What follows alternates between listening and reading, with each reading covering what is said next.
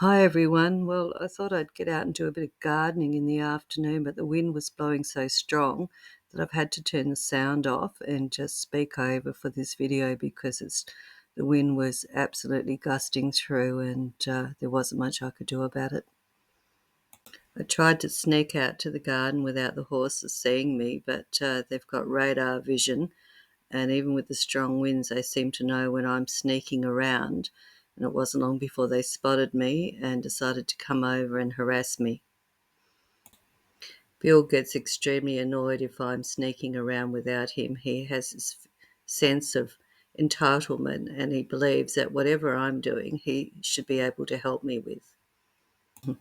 Bill and I had a bit of a discussion because he wanted me to open the gate for him, but I didn't want to because the sprinkler was there and I didn't want to get wet, and he didn't want to walk around to the other side, but as usual, I gave in and then he had to get past my sprinkler. I did give him a lecture for good measure, not that he gives a damn. He still does what he wants anyway, but that's just part of Bill's and my relationship. Unless I'm serious about something, he just thinks, oh, okay, Sarah, whatever you're on about, mother. Bill was saying to me, just hurry up and open the damn gate, will you? If I'm too slow about things, he starts whinnying at me and whinging because he thinks I should move faster. But at my age, I go my own pace and I wanted to move the sprinkler so I didn't get wet before I went and let him in. By this point, he was pacing the fence line, trying to encourage me to hurry up and get myself organised. I eventually got myself sorted, then went over to open the gate for him and give him a bit of a lecture on patience. I know I talk to him like he's a puppy dog, but look, Bill's got quite an understanding of language, or me in particular, whether it's my speaking to him or my sign language, he gets the point. With the wind blasting, none of us wanted to get wet by the sprinkler, which was just blowing water in all directions. The wind up here gets really strong. I think we had about 35 an hour sort of wind speeds coming through, and it's super annoying, but there's nothing you can do about it. When the wind picks up over the open paddocks, it really blasts through. I'm trying to get trees growing on this side of the property to slow up that wind a little bit. Bill at this point is doing his usual impatient rattling. He picks up, there's a bit of old wire that swings around the top of that gate, and he picks it up with his teeth and he rattles it. And in frustration, he paws the ground to tell me to hurry up. And so I gave him a bit of a lecture. And the thing that he loathes from me, if I point my finger at him, for whatever reason, it's very offensive to Bill. We both make the dash past the water, and then Bella decides that whatever we're doing, she's coming too. Bella is extremely water adverse. If she thinks I'm even going to attempt to sprinkle her with the hose, she absolutely has a tantrum and runs for her life. So the thought of being sprinkled by a little bit of water was too much, and she cleared out pretty fast. And sorry about the shaky camera. The wind was blowing that strong. Even on my tripod, it was blowing the camera around. It was very hard to keep the camera still. And so the next bit of footage is going to be a little bit shaky. That big old tree that it's behind the horses is massive. It must be, I don't know, hundreds and hundreds of years old. But it's a good shelter point, and when the wind is really strong like that, the horses like to go and stand there so they can get out of the way of the blasting winds. It's also one of Billy's favourite rolling spots, and of course, whenever Bill rolls or does something, within a minute or so, Bella's got to do the same thing. She's such a monkey see, monkey do girl.